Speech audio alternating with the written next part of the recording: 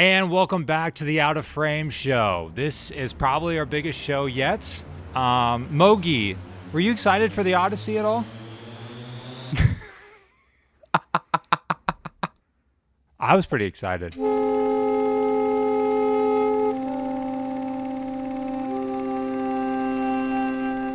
It's the most excited I've been probably since the last Christopher Nolan movie that came out.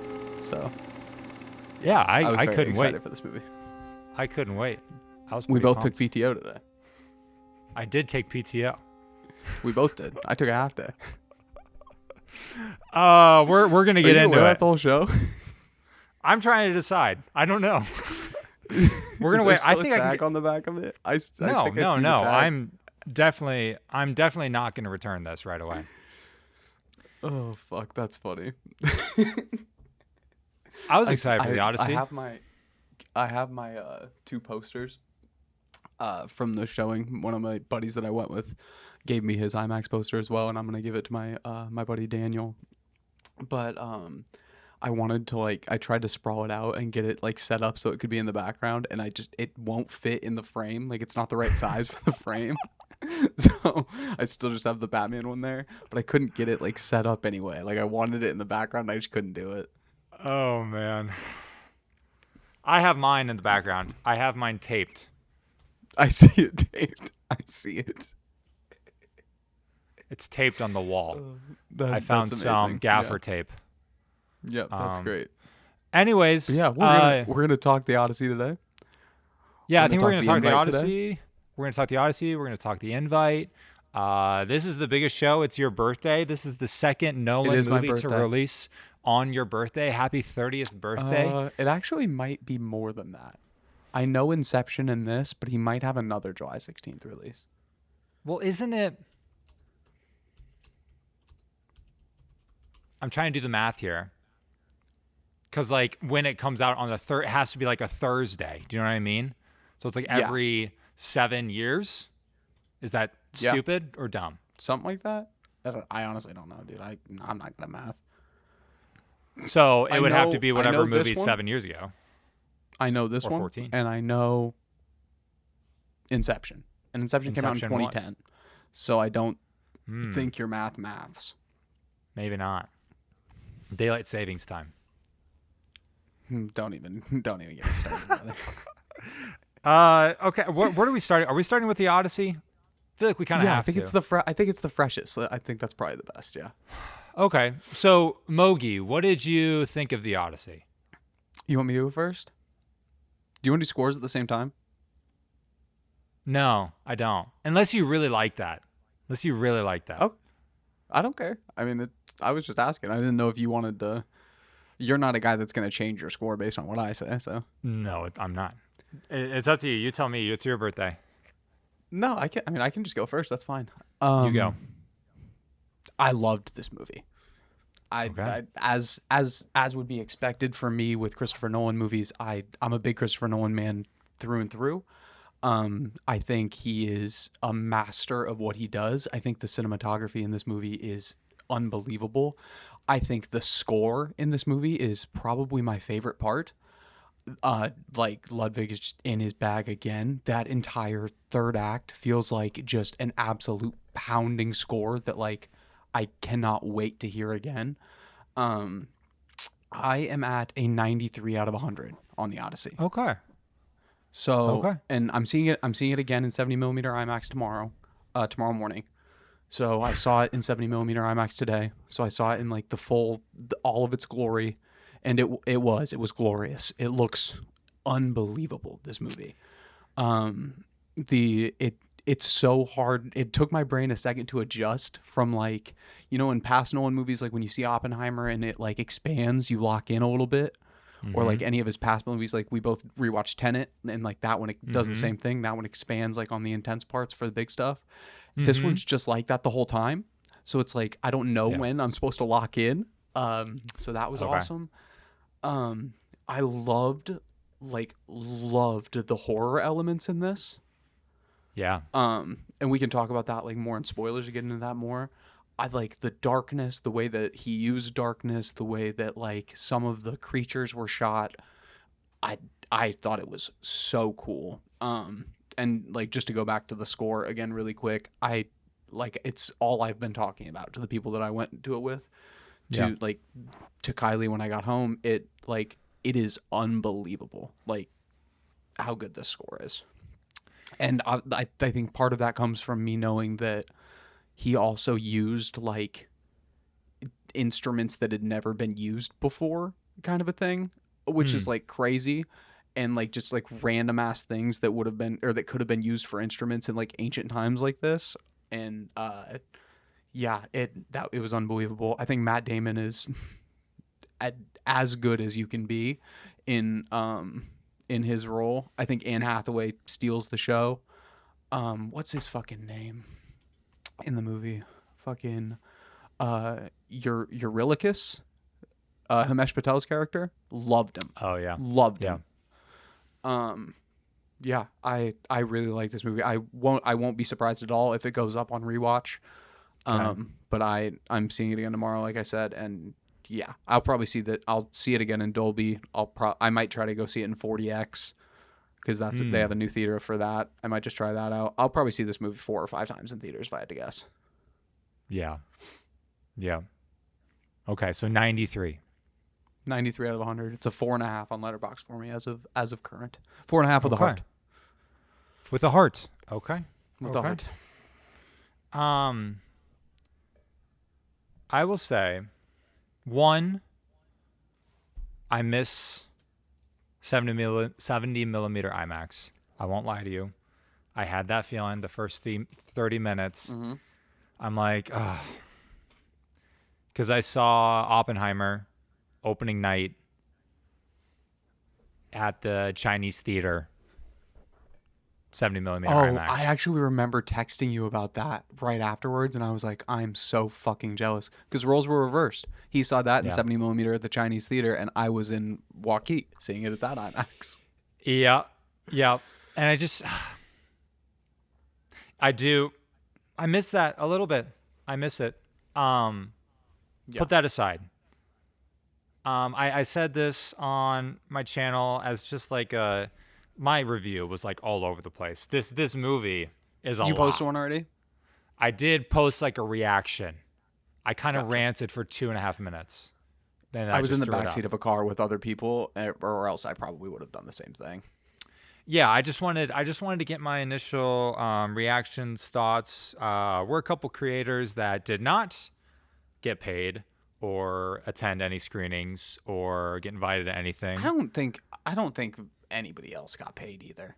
I think they got like the screener invites, but I don't think they got paid to say good shit. Right, but this movie doesn't necessarily have to pay. I don't know. There's a lot. It does not. Well, the thing is, I say that because some of my initial comments on my video were like, "Oh, how much did they pay you?" You know? That's been comments on every single creator's video. It's just been ridiculous. Yeah. Because again, I've been seeing that on TikTok a lot. Okay. I'm coming into this totally unbiased. I have never I stayed away from every single trailer. Pretty much every single like still as well. I had only seen like a couple of stills of Matt Damon. I barely knew that Tom Holland. I put one as the background of our text chat. Exactly. That. I kind of forgot that John Bernthal was going to be in this movie. I didn't know that, and I didn't know anything. I didn't know anything. I have never read the Odyssey or the Iliad. Right? Yeah, that's the book. Iliad. Yeah, I haven't read them either. I didn't look up any lore. I've never seen Troy. I didn't study any of this. Who cares? But I do think that kind of in this movie, not about the. I'm not saying who cares to like what you're saying. I'm saying I just meant specifically about Troy. Oh, dude, a lot of people got mad at me in my Instagram comments. I haven't seen Troy. Who the fuck cares? I don't know. People apparently love that movie. People hated that movie when it came out.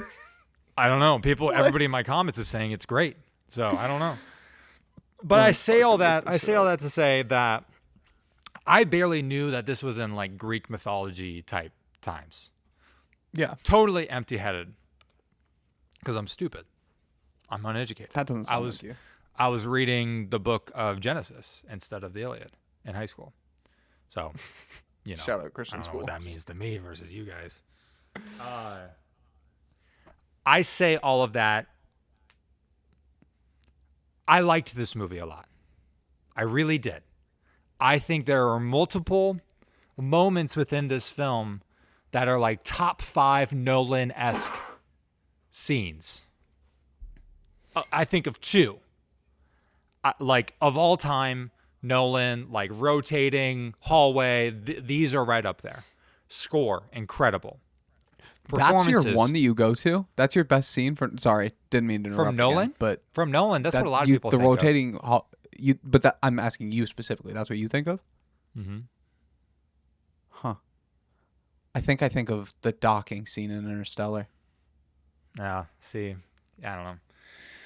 Anyway, I love it because it's practical, and that's what a lot of Nolan's shtick is, to try to do as much in camera with as big of a camera as possible. Yep. So I liked a lot of that. I loved a lot of that. I will say, this movie is hard to track, and if you don't, I definitely believe if you don't have any sort of, if you go in completely blind, you're going to be searching a little bit during the second act of this movie. What? I'm confused. I didn't have an issue, so I'm confused what you had an issue with. I had an issue with a lot of the reasoning as to why they were going to Troy. I had an issue, a lot of tracking, like who everybody is, like Lupita Nyong'o's character and also John Bernthal's character. I mean, they said that Bernthal was what's his name's cousin, fucking Agamemnon's or brother, like pretty early on. I thought. What I'm saying is that like I didn't know any of these names, and I was like, I think But maybe neither did I. I just like were you just like really hung up on the names? Is that like what stuck you? Like well, you I were was just trying to figure I was out really names to faces or exactly. I think that's exactly gotcha. right. And it's like, see, I guess that just wasn't as big. Like the names, like I got them, but they weren't as big of a thing for me. I just kind of recognized the character as like, oh, that's that person. okay, Without their okay, name, kind of a thing. That's okay. I was just kind of trying to more focus on like what they were doing rather than like the names. But I could see getting hung up on that. I say all that to say, especially in the last part of the second act, they do a lot in a short amount of time, plot wise and covering wise. Yeah. I'm just telling you what held me back a bit. Mm-hmm. Maybe that comes around a little bit more as I see it again a couple more times. It's pretty. There was like a couple lore, sound mixing tough spots too. and I Did you think notice that's that? what I think. It's and I Nolan, think, but well, I think it's Nolan, and I think I missed, dude. I think I missed some of like the names, straight up. I think I maybe missed some of that stuff. So I was like pretty lost, and I could tell that other people in my theater were kind of lost as well. As far as hangups, that's kind of it, to be honest. Yeah. I thought Nolan said, I won 7 Oscars.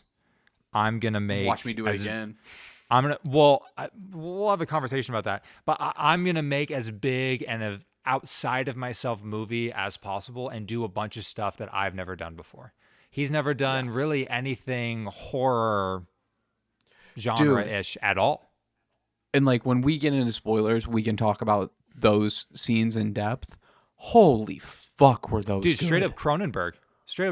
Oh my like goodness! I couldn't believe what I was seeing. Like they had you glimpse the Cyclops in a couple of the trailers, but the design on the Cyclops is immaculate. Yes, it is perfect. I don't know what I expect from a Cyclops. Yes, but I don't know what I expected from the Cyclops or what I expected him to look like. But when the light comes onto him for the first time and you really like see his face, it's so well done. Sure. Like I love the crazy. design that they I love that whole segment. That whole segment of the movie is incredible. Same. I thought Matt Damon, like you said, is incredible. The shots are unreal. Every time they go to Troy, like some of my favorite, like it flashes me back to like Lord of the Rings-esque type of battle scenes Yeah. that some of my favorite I've ever seen in my lifetime. That full sequence is unreal too. Yeah, The maybe, Troy yeah. when they like actually it's Bernthal's story when he said like if you ever heard it from inside the horse and that whole sequence afterwards, Yeah. which is also that was the sequence they played as like the IMAX preview like before Project Hail Oh, Mary. really? Okay. Yeah, so I had seen like the first chunk of that one. Yeah. It cuts it like basically right after they open the doors. Okay. In that. So, Well, I think that sequence is like one of Nolan's best, maybe his best. It might yeah, be his best it's ever. so It's one of the good, best dude. sequences. Yeah.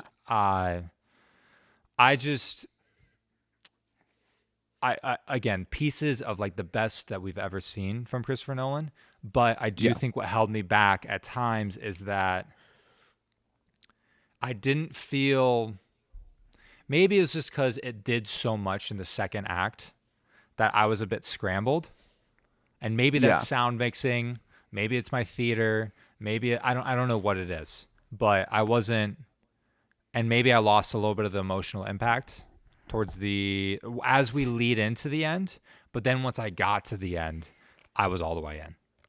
All the way in. I think my biggest complaint was probably Charlize Theron as Calypso. See, that felt very thrown in. I'm trying to figure out, like, okay, how did we get here? What did that this character just felt very flat. And when they, and then do you know what it felt obviously like? we can though? talk about it. What? It felt like that sequence was much longer, and they really cut that piece of it down versus everything else. And this is we'll just never get like a director's cut, unfortunately. Like we'll never get like the full thing. But I agree with you. That was the weakest. You don't get enough base of her character, and I don't like. She was, I think, the weakest acting point for me as well. I just thought like her performance was a little flat. Yeah. And that was primarily in the second act. So I think that was I think, yeah, like I said, I think that's my biggest gripe. And the way they rounded it out for like how he got to that place wasn't my favorite either. I liked all of the things they did to there, but the very like last part of that showing like when he finally remembers, yeah, it wasn't my favorite part. Right. Yeah, I didn't love how that. I'm totally with you. I felt like that was not a payoff that ended up exactly how I wanted it to be. Because it does, like, in so many, after rewatching so many Nolan films, there are moments in his second acts where you're like, what the fuck is going on? What is any of this doing? Why are we here? And you're very confused. But if you stick with it, it all comes back around. And then you enjoy those. If that might get better on rewatch too. Yeah, maybe. But I did just feel like it was kind of weak. Yeah. To be honest. I think that's what hurt. The weakest part for me, yeah. That's what hurt some of that for me, along with not totally, I didn't know any of the lore. And I think that hurt me a little bit. But I would say, I don't know score-wise, if you need that much of the lore. I feel like you can go in pretty blind and get it. I mean, I got it. I feel like it's the least, I feel like it's the least like time confusing wise. Like you're not like jumping. No, I wasn't. You are jumping around time wise, but it's just based on like stories and stuff like that. Sure, and I said this in my review. It reminded me a ton of, out of all of his other movies, reminded me a ton of Oppenheimer. Out of any of his films, oh yeah, I thought Oppenheimer and this were very synonymous. And then also Green Knight. Like these little like offshoot stories as they're trying to get back home with all these like deep thematic weird like shit happening with these offset characters that come out of nowhere. That's so much of Green Knight thematically. And I think maybe some of that is where I was also frustrated at times is that like maybe, and that's why maybe I also say if I had more lore that I would understand and feel those sections more of the movie. But I really like what he was doing with those. Like when they see that one woman, they try to get some food, like that whole section, insane. Bro, I love it. You want to talk about another horror sequence? Oh my God. Yeah, goodness. I know. But there's just some, I really enjoyed this movie. I really, really Mm-hmm. did. There were times during the second act that I felt like I was struggling a little bit, and usually I understand that in a Nolan movie, but it didn't round out the way I wanted to. But it did by the very, very end. Um, was very satisfying. I think there was just 30 minutes there that I was like, what are we doing here? I would Yeah. go right now. This might change. This could totally change, as it does with Nolan movies. Right now, I'm right around 85. Okay, that works for me. You want to send me your Nolan list really quick? Yeah. I more Thank you. Thank you. highlighted. I mean, 85 is high. 85's very good for you. That's very good That's for you, probably especially that's for Nolan. probably a bit higher than what you were saying. You just praised it a ton. I wanted to give some context as to maybe why it isn't. No, yeah. I think that's good too, because I kind of try to do that for. I hate starting being like, yeah, I scored this really high. This is what I didn't like. I like trying to talk about the things I liked first. Um, but yeah, it's really good, man. Do you want to talk spoilers? Yeah, let's talk spoilers. Okay. Once you message me that, I'll get it entered in really quick. But okay, so spoiler warning. We're gonna do spoilers quick for the Odyssey. The we can start with Sorry, the I fucked that up a Cyclops. little bit, but I texted it to you on my list. It's okay. I Yeah, can fix it. Or I can. let's start with. You want to start with Cyclops? Um, I mean, yeah, Why- that sequence. why It's is like there that's like gaps a. on- I know it. It's been a crazy week. No, you're good. Cyclops. That's like a 15-minute sequence that I was on the edge of my seat the entire time. I don't know Yeah, why dude. that Yes. worked. It just worked so well. It was just like a cat and mouse game. Like we just have to get out of here, and Mm-hmm. Nolan is just it's just his filmmaking, dude. He knows how to make that as entertaining as anybody else in the Yep. world. Yeah. No, I completely agree. And just like what I was talking about specifically with the design is the way that like he's got like the smushed up Yeah, nose that's like a little bit rotated too, like the like super pale like almost translucent skin yeah, that like they gave him. Oh, it's like it's so good. The that whole sequence is the perfect, like it gives you so much insight into the character of Odysseus, mm, because like you see these like the brilliance that people have talked about and like how his smarts can get him out of a lot of these situations, but you also see how egotistical he is and how cocky he is at the very end when they get out and they're all safe and he decides he wants to shoot him right in the eye yeah. with the bow and like causes the big old chase scene and everything. Also, what a fucking great chase scene. This movie is so unbelievably well shot. Like It's crazy. the I can't like I kept trying to think about how they did it with the giant IMAX camera on those I don't know. scenes. Like coming down the hills like that. Like is Hoyt just fucking lugging that thing running down a hill. Like I it's don't know. oh dude, it's so fucking good.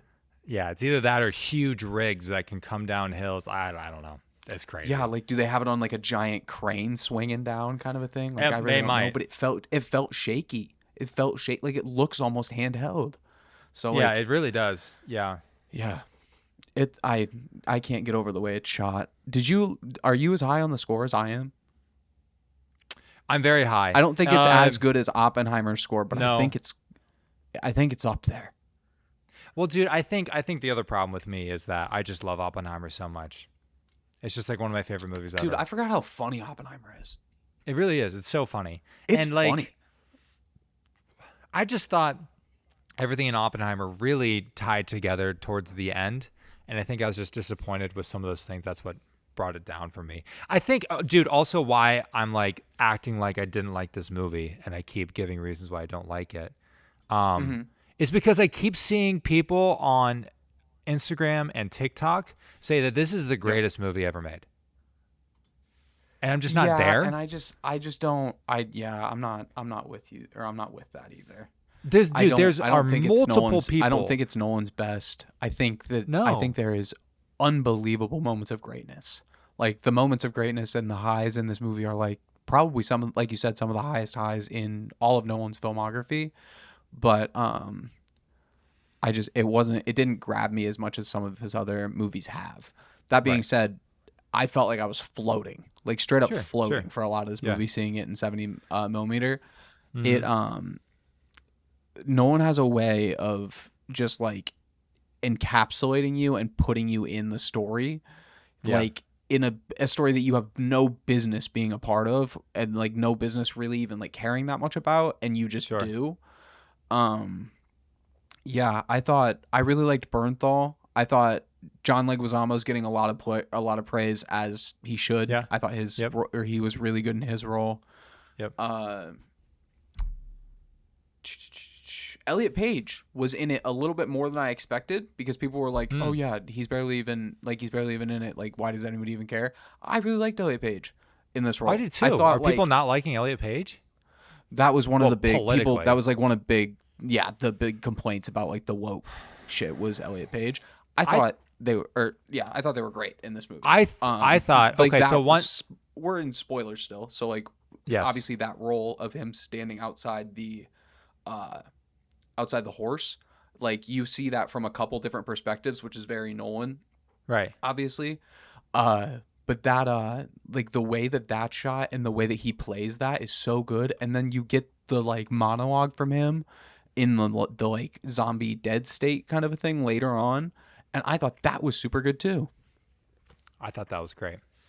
I thought that was great. And can I say that I think that like that's like Hades, right? Yes, When they're that's those Hades. people are technically in Hades. They're talking to him like through the offering, but yeah. Okay. And that's what I I really love that monologue from Elliot. I thought that was Yeah. spectacular. I Yep. the rest of that scene though, that's one moment that I was a bit lost. Is that wrong to say? I was a bit lost during that because it During was a the lot of like like, that speaking scene, like which part were you lost at? Like after well, one, Elliot? no, before Elliot. Before Elliot, I Okay. think a couple of What is other, that? I'm sorry. What's that character's name? I don't Sinon. know. I don't know any of the characters' names. Literally don't know any of them other than Athena. Sinon. I that one. That's the same name that Odysseus used as like when he was undercover in the Okay. end. Okay. Yeah. I think like some of the context as to why his soldiers and other people were so angry at him, like during that sequence, Mm-hmm. I was kind of just like, wait, why are we? And I think it did like make it more clear during like the boat scene later when they were Yeah. picked off by the big guy reaching Mm-hmm. down on them, you know? Dude, you get like no information on that basically, other than like the little preview of it from the like guy that's sawed in half that's talking on the ground. Yeah. Like when he tells him the prophecy or whatever. Right. And that shit, I was like, wait, what the fuck is going on here? Yeah. Yeah. Then Yeah. you see it like retreat into that little hole, and I was like, well, that was fucking cool as hell. Yeah. But Yeah. before that, you see Odysseus use the like lack of trust from that, like he's lost the trust of like Eurylochus, what the Himesh Patel Mm-hmm. character. Mm-hmm. He's like basically lost the trust of him, and along with that, the rest of the crew, which you see Mm. on the island where they stop and they make it Odysseus stay at the ship when they go up and eat at that woman's house and get turned Right. into pigs. It's like the mutiny. Yeah. That's dude. That's like body horror, like what I'm expecting from Clayface later this year. Like that I shit know was it's crazy. funky. I haven't seen anything like that. That was But gnarly. yeah, you so like you see that he's kind of lost the trust of the crew, and then you like you said, you do see that again later on the ship when like the characters are over there talking like amongst themselves, and Odysseus is just sitting on the other side and all of that. Mm-hmm. But yeah, you just kind of feel that all keep growing into that the Hades conversation scene when he like sends them back to the ship, and you can like see them all like being like groaning as they're getting up, kind of a feeling. Yeah. Yeah, I Yeah. love this movie, man. We keep talking about it. I'm liking it more. I like it a lot too. I think I don't know, man. I just miss some of this stuff. I don't know if it was like Did you mean maybe Batman the Begins at mixing. 8? Yeah. Okay, gotcha. I'm trying to think That of makes more anything. Did the ending hit you the way I'm seeing some other people saying it hit them? Because I've seen some. I haven't seen much. So what do you mean? So I've started to dive in a little bit about what people are thinking of it, and I'm like, oh wow, okay. Some people are saying this is his best ending of all time. Some people are saying that they cried multiple times leading up to the end. I cried once, but you did. It was the dog part. Okay, yeah, I was close there too.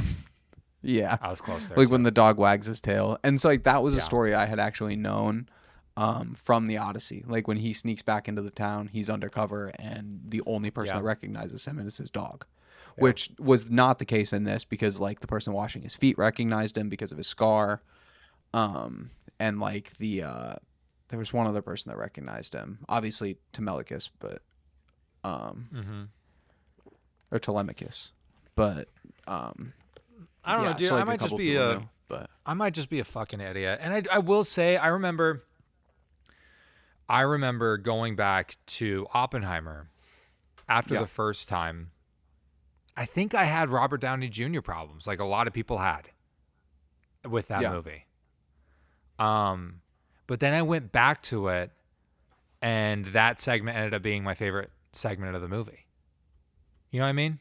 Really? So maybe that might happen. I don't know. Maybe I fucked up and I might have just been caught up too much by the scale and the scope of this thing that I just missed some stuff that ended up hurting the emotional stakes in the end. Yeah. Very well could be. I don't know. But I mean, still 85. Still loved it. Yeah, and that's the better, thing. You're talking better than a lot of these other like movies. You gave it a 60.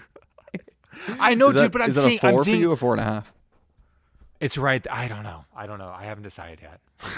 And is it's that right there? But 4, is it going to be 2 4.5, on the crazy. year for you? Yeah, I know. It's number 2 on the year. That'll be number 2 of the year. Yeah. It's the same for you, right?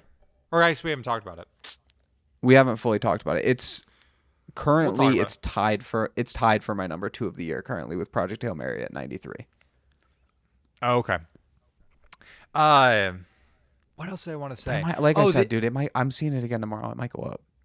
The ending with Anne Hathaway, that did move me, even though I think I missed out on her some conversation of the other emotional with stakes. She's incredible, dude. She's taking over this year. She's been brilliant in everything. Her conversation specifically with Telemachus, when she finishes it off with like, is that really what you want? And she just like loses it and just like, I want Odysseus, was so good. Like literally gave me chills in the theater. Can you just, and this is take the fucking helmet off. I'm sweating. Here, wait, I need to take it off. I'm going to ask you a question and then I'm going to go turn the AC up higher. That's fine. Can you, I'm just being vulnerable here. Because I don't know. Mm-hmm. Sometimes you miss stuff in movies, and maybe I missed this. Did they give a reason as to why he had to go to Troy and do this, and why this draft was happening? Agamemnon asked him to. That was the reason. Was that? Agamemnon asked him to. That was the only reason that I saw. So does he owe something to Agamemnon? Agamemnon, as far as I'm aware, is just like higher up than Odysseus is. Like every time, then that like so that's what I got. He's like every time you see those two interact, the first thing Odysseus does is bow and kiss his hand. Okay. So I just like I took it as like Agamemnon's kind of like the king almost, like the king of kings kind of a deal. Okay. I just didn't know if there was like a Also, if there was like a brother, more heavyweight what. No, you can continue. Sorry, I just had an Agamemnon thing after. I just didn't know if there was like a deeper reason why that was given within the movie, because I kind of looked it up later. I looked it up not so long ago as to actually what happens, and I just don't remember that ever being in the movie. And that was something I was thinking about for a long time. I was like, why'd you go? Why'd you do this? You know? Yeah, like why did you leave in the first place? Like why did you leave? Like that's maybe why. Like why did you leave? Why did you leave your family? Why did you feel like you had to do this? You knew you weren't gonna probably come back. Like Oppenheimer wanted to become one of the greats, you know, to build the bomb. That's like a big Yeah, deal. I think Odysseus just wanted to like prove that he was one of the greats as well. That's the thing. And that's what I kind of both this came and to. Oppenheimer, they're stories about men with giant egos. Like that's what they are. Exactly. Because Odysseus has potentially the biggest ego of any character that no one has ever put to screen, and is proved at like so many points in this movie.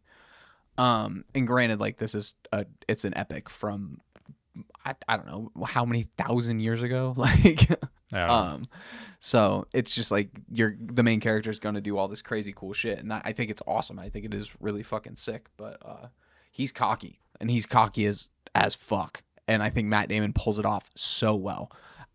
He's going to be best actor frontrunner, right? No, I don't think so. I disagree with you. I did not have that feeling coming out of this movie. I absolutely do. I had Anne Hathaway. I think she will most likely get a nomination as well. Like this movie's gonna get what 12 nominations probably. Will it? Will it? You think? It's getting. It'll get best actor. It'll get best actress. It'll get probably a supporting for at least actor. So you think it's going to go on the same run as? I bet it gets a supporting for who? Yeah, I bet it gets about the same noms as Oppenheimer because it'll get like score, it'll get sound mixing, it'll get I might just be wrong about this fucking movie. I don't know. Well, wrong. You get an 85. That's not a bad thing. 85. I don't know why I keep talking to myself. It's Cersei. People Samantha were giving Morton. me what? Samantha Morton. I bet she gets a supporting nom. Support for who's she? Cersei, the one that turns them into pigs. Oh yeah, she's great. Yeah. That was a great sequence. Yeah, that was really good. So I could see that, and then yeah, she takes over there for a bit. Yeah, I don't. Will general audiences like this? Yeah, I think so. You think so? Dude, my audience, yeah, my theater seemed mixed. Honestly, my theater applauded. Mine did not. Mine did for like a full minute. Well, you're in Atlanta. Yeah, you're in Iowa. Go watch this in LA and tell me that people don't like it. No, I know people in LA. I know the coast fucking love it. I know they love it. Will people in Middle America love this movie? AKA, is this going to make a ton of money? I don't know. It's going to make $1 billion. It's going to make. Did Oppenheimer make $1 billion? $975 million is what Oppenheimer made.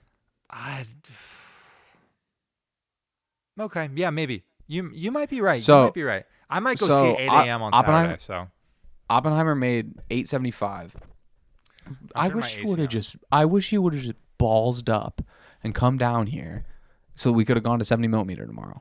Brother, that's 15 hours. Yeah, you're fine. But anyway, I think that this movie, as I've said before, has more international weight than Oppenheimer did. Oh, I think you're right. I think international audiences are going to like eat this up, and international audiences, I think international box office for Oppenheimer was like 650-ish, somewhere in there. Because you're right. We were just over. I mean, they probably like. So I think that does maths. Yeah, I mean, Oppenheimer obviously is going to struggle internationally. It's like literally about a war. You know, we say struggle internationally. It made $650 million. Okay. So then, yeah, you're probably right. This will probably do more. I would imagine this one will make $750,000 internationally, like 750, or $750 million internationally, 750, and then right around 3 or 4 here. It's also just a crazy big movie year. Like people are going to the movies. So that's true. That's true. Like we have 2 movies over $1 billion already this year. Yeah. So that's crazy. That's crazy to think about. It is. Okay, we like the Odyssey. We both like the Odyssey. We can't say that about all of Nolan's movies. Okay. What do we talk about next? Let's just go into the invite. You want to do the other review? Yeah, let's do the invite. So we have just for a little. We're gonna do a collaborative ranking later, and I'm getting all of our scores in order. For the Nolan movies, we have 2 movies tied at number 4. Oh, good. So we can decide. Do you want me to go on the invite first? Yeah, go for it. Okay. Let me get. Um, The Invite by Olivia Wilde it follows a couple, Seth Rogen and Olivia Wilde. They are embattled on their last legs. They are bringing over their neighbors Penelope Cruz and Edward Norton for dinner. And this is one of the best movies I've seen in a couple years. I Yeah. was um, more than blown away by this film. It is my first 5-star film in the last 2 years. I think this is a You gave runaway it a for best 5-star film. right out the theater? 5 stars. Holy shit! I didn't realize thought you did that. this movie it broke. Dude, I cried multiple times. I was laughing harder than Same. anything I've seen. I laughed harder at this than Nirvana Band the show, the movie. Like I haven't seen a comedy like this. It's funnier than like even like Friendship, which Oh yeah, made me I laugh think it's so significantly much. funnier than Friendship. Okay, don't go that far. But No, I thought Friendship was great. I think this was really, really, really funny. this is just like it's such a it's such a real movie. It's so real.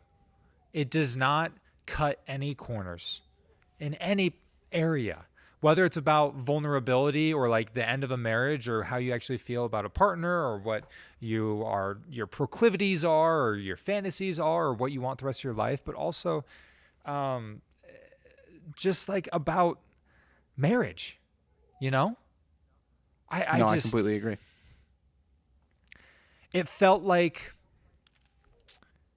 a marriage story, a one night of marriage story. Like if you actually saw what that relationship was like, if they tried to have a couple over, it's kind of what it felt like, dude. And I can't stop thinking about this movie. I really can't. Olivia Wilde. This is, I don't know if you saw Don't Worry, Darling. This is such a didn't. turnaround. This is such a turnaround. You didn't like for it? her.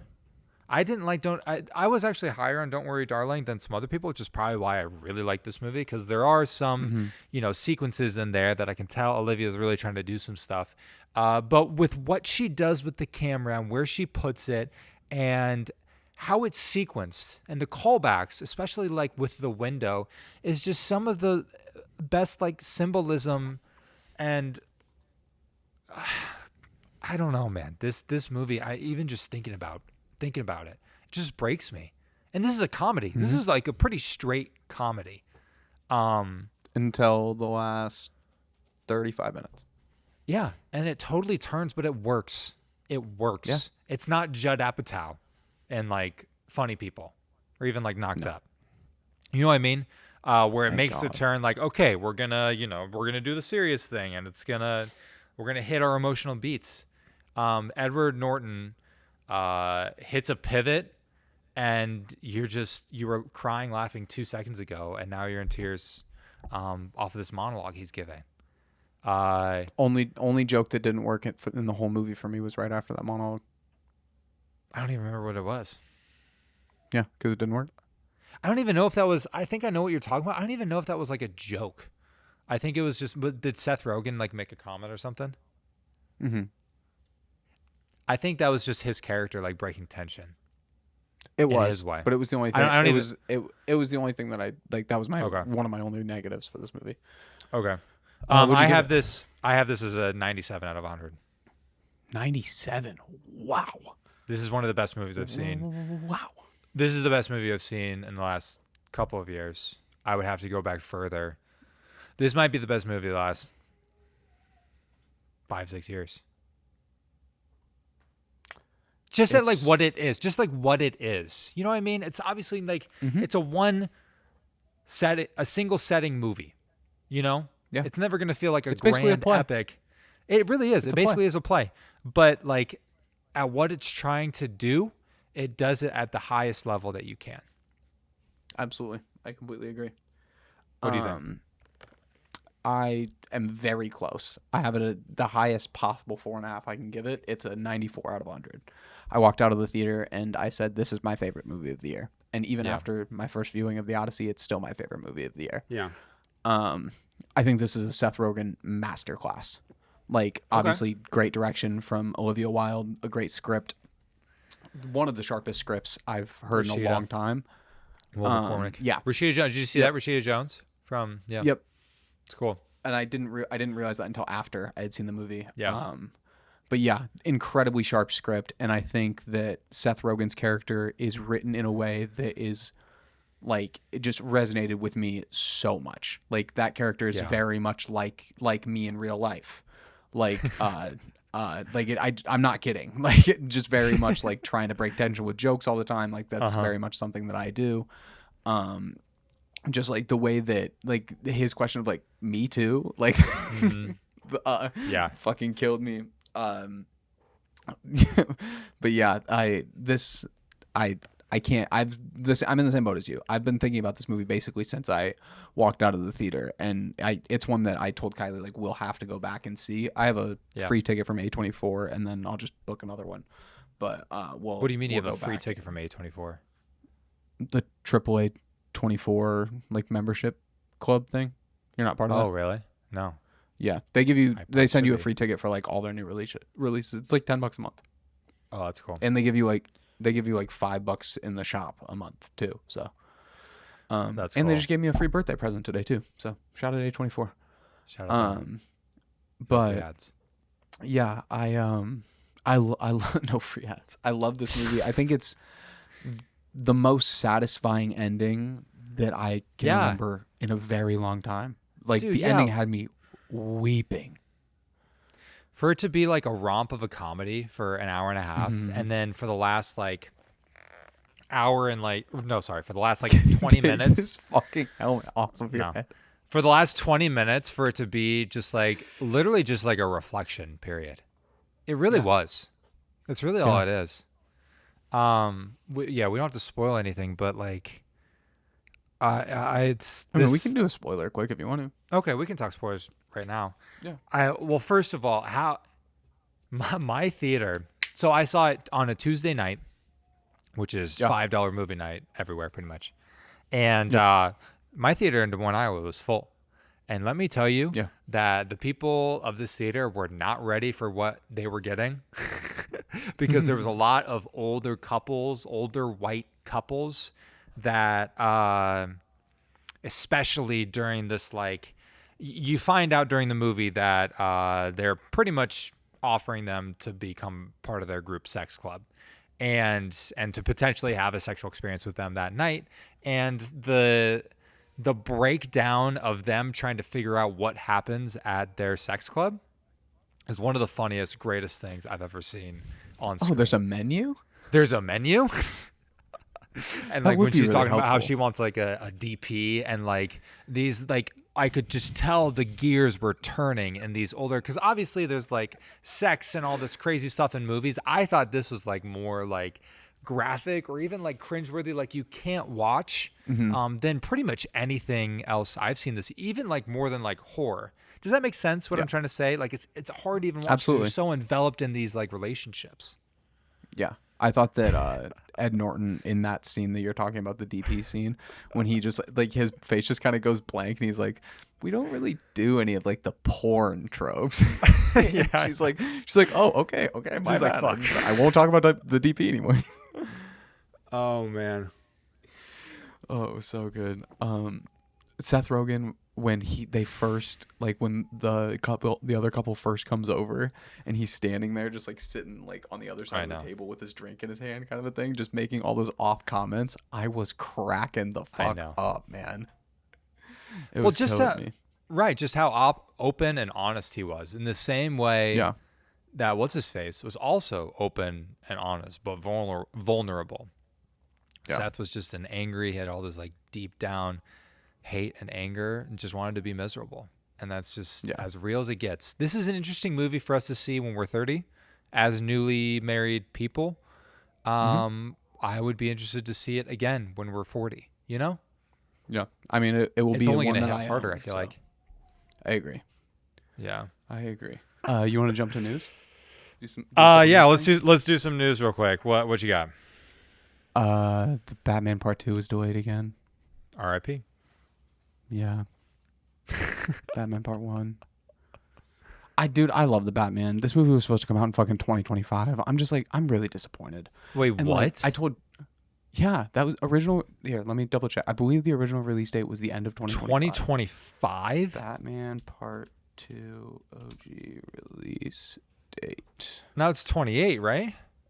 Yeah, it's currently scheduled for February 18th, 2028. Film was originally set for an October 3rd, 2025 release. Postponed during the writers and actors strikes, as well as scheduling shifts by Warner Bros. And the thing is, I don't even think this delay was like a Matt Reeves issue or a like a scheduling issue or anything. Or it was a scheduling issue. It wasn't like a production issue or a Matt Reeves issue or anything like that, or James Gunn thing or anything like that. It was they moved up, like the J.J. Abrams movie was supposed to come out like next year or something, and they moved it up to the October spot for whatever reason instead of the Batman. But I was like, why would we not have the Batman release in October? But whatever. So now it comes out in fucking February, and they're really I'll still be scared excited, of J.J. Abrams. Warner's doesn't want to release two on the same day. Oh, they're both Warners. Yeah, I see. Okay, that does suck. That does suck. And it sucked more because, like, instead of just announcing a delay and like getting over it, Matt Reeves tweeted out the new Batman Part 2 logo that I obviously texted to you right when I saw it. And then a Vimeo link that was the camera test. And the camera test looks fucking awesome. Like, it looks dirty. It looks grimy. The snow looks great. Like, Pattinson's ears are taller. Would you have rather them... Like, they did that to appease the fans. Yeah, but I'm like, so teaser, get everybody hyped, but then you put a fucking delay at the end of it. Yeah. I don't know. Just sucks. That does suck. It really sucks. Was the Digger trailer good or no? You don't want to watch it at all. It sounds like a fun thing to be surprised by. It looks good. It does? The color's weird. It looks gray. It looks intentionally gray. But the color, it's a little off-putting to me. I think it looks great. I'm really intrigued by all of the characters that you see in the trailer. I really like Iñárritu. I guess that's kind of an unpopular take nowadays, which is strange to me. But I loved Birdman. I think Birdman is like funny. Yeah, but have you seen the rest? Have you seen Bardo? The Revenant? I haven't seen Bardo, but I've seen The Revenant. I think stuff like that is when they're like, I'm not as sold on Iñárritu anymore. Because I agree with you. I like Birdman and Revenant, but I've seen some other stuff and it just doesn't hit as hard. I saw some of Bardo.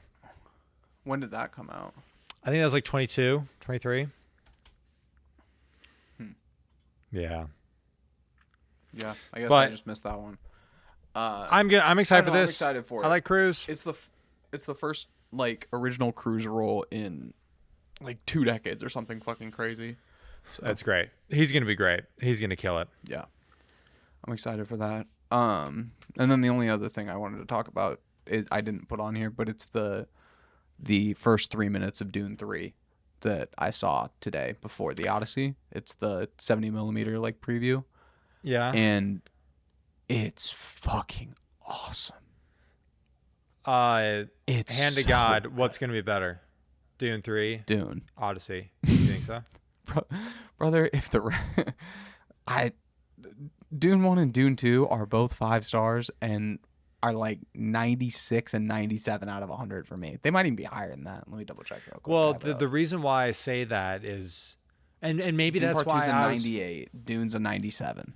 Maybe that's why I was like, really, Oscars for Odyssey? Because I think Dune's going to get all of them. They're both going to get nominated for a lot of them. They might split production stuff or like the actor stuff, but Dune hasn't gotten respect for the actors yet. So I know, until that's why I'm it, like, it's going to happen this time. Return of the King. Oh, you know what we never talked about in fucking the Odyssey? We didn't talk about Pattinson at all. We need to talk about Pattinson or Zendaya. Zendaya was great, but I didn't have like that much to say. Pattinson in like the third act is such a pussy. Oh, he's such a pussy. Yeah, yeah. He's like, That's all I wanted to say. It made me laugh out loud in the third act how much of a yeah, pussy he is. yeah. He's great. He's like Wormwood in Lord of the Rings. I don't remember Yeah. that. Oh man. The guy with Saruman. But yeah, it was that made me laugh. That made me laugh a lot. Yeah, dude, if Timmy gets a fucking best actor nom for that and ends up winning for Dune, awesome. Happy about it. I just think I don't know. I you don't even think Damon will get an actor nom?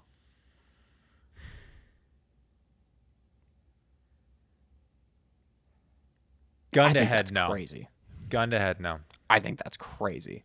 You think there's 5 better actor We performances this got year right we now? got we got some bangers coming up, brother. There's some Like big what? movies coming along. From what I'm hearing, Stan's gonna get a nom for Fjord. Yes, that's what I was thinking. Fjord right away. I mean, Seth What else you Rogen. got? Seth Rogen's gonna get. You think Rogan's gonna get a nom for this? I would Yes, love that. I think he is. I would I really love think that. he I is. literally put in my review. I think it's his best performance since Jobs. Dude, it's such a. First of all, they are all so deep within that industry. If Rogan's ever gonna get one, it's now. People love I would love Ed him to get a Norton. nom. I don't think he'll win. I don't think he has a He chance might to not win. win. He might not win. No, he's not gonna win. But I think he should get nommed. But I think a I nom does just as much for him. I think Norton does just because he's been misused Supporting? so often Yeah. in Hollywood that they're gonna want Has to he ever reward won him. one? He might have for American History, which is weird. Should have been 25th Hour. I think Never that won an movie's Academy gonna. Award. He hasn't, so he's gonna get one there. I think he's gonna get supporting because it's so easy just to put that think he's gonna monologue up for win? his bit. No, he's not gonna win, but he's gonna get Okay. nominated. He might win. I don't know. He could win. There could be. I was gonna say I I'm don't just, know what else is gonna. Come I'm out just yet this year, saying but so they good, have but- they have the zhuzh behind them in Hollywood that they're gonna make a run at it. This would be This his is- 4th supporting nom. And I think they all kind of know. Seth knows. Even Penelope Cruz, I think, could be up there. For I think one as that's. well. I think that script gets nominated without a question. Yep. I think Olivia gets nominated for a director. It gets a Best Picture nom. I think those they're Is director only a 5 category? Is there only 5 in director? 5. Yep. Because Denis and Nolan are both going to be in there. Yep. Then Fjord. Yeah, it's dude, it's gonna be packed tight. And then Fjord. What if they give one to like Curry Barker? They won't. They won't. But wouldn't that They be won't. awesome? It'd be Wouldn't that great. be awesome though? It'd be great. I want more. I would love more horror to get like recognition from the Oscars, and I just don't. It won't be a fucking first time director horror movie, but Can I I mean, say Krager wasn't that old, so right? What was Can I Krager's what second movie? Yeah. Yeah. Continue. What were you gonna say? I wish Kane Parsons was getting talked about a bit more. Which his movie You were did so a well. lot higher on Backrooms than I was. I think Kane. Yeah. I I think Kane's a wanna- great director. I don't want to. We don't need to talk hypothesize. Oscars right now. It's July. I know. But Should yes, we talk about our rankings? No. Let's do what we watched. You want to run through what we watched quick? I mean, you just watched a ton of. I also watched a ton of Nolan. I watched. Tenet. Yeah, but I kind of just wanted watched to yap. Inception. I wanted to yap for a little. Is that cool? Yeah, I watched Tenet. I watched Inception. I watched Odyssey. I watched Prestige. I watched Memento. Oh my God, Memento. We get. See, I don't We'll know- go in depth on Nolan movies during the ranking, but Mm-hmm. I don't. I think that's all I watched. Which that's a good amount. Or Invite. Yeah, in the Invite, I also watched a good amount of Nolan. Yeah. Tenet, The Invite. I watched Following for the first time. I hadn't seen Following, so finished out that. Yeah. Inception, Dunkirk, Interstellar, The Prestige, The Odyssey, Okay. and I'm Yeah. like 2/3 of the way through Oppenheimer. I just haven't finished it yet. Hit Not that I hard. haven't seen it. I was rewatching it last night and I got sleepy. I also watched Spider-Man 2 and Spider-Man 3, the Raimi ones. Why? I'm rewatching all the live action Spider-Mans before Brand New Day. Oh. So I rewatched both of those. Spider-Man 3 is not that good, huh? No, it's not. It's unfortunate. It feels like a Yeah. different franchise. Some people really honestly. like it. I'm not one of those people. I watched the editor's cut on this one, which is Yeah. just like a couple slight changes, and I think it's like a minute shorter. Okay. But I had never seen it. The way that this one is put together makes it better. A little better. Like it frames his like fall into like almost insanity, like with Venom, and like his fall into like being a dickhead. I mean, he's a dickhead the whole movie. I cannot get over how much of a dickhead Peter Parker is this entire movie. Like, it's crazy. But yeah, so watch both of those. Isn't it crazy, dude? Isn't it crazy how just like editing a movie can completely change, just a little bit? Yeah, You change just some stuff. Totally different movie. that movie. There's just there's like 5 villains in Spider-Man 3, and the biggest one's Peter Parker. But yeah, and then the other, I just wanted to yap a little. It's my 30th birthday today, so just a kind of a crazy life milestone. And so obviously it was a pretty good birthday present to can you sit still, to go to the Odyssey and get the Odyssey release on my birthday. So that was pretty sick. And then that is sick. I came home and my wife had like put up a bunch of decorations for like my birthday, which was really cool. And then she had reached out to a bunch of like my closest friends and had them put a video together for me. So I got home from the Odyssey and she was like, "Oh yeah, I got to show you this," and throws it on the TV. And then I was just sitting there weeping.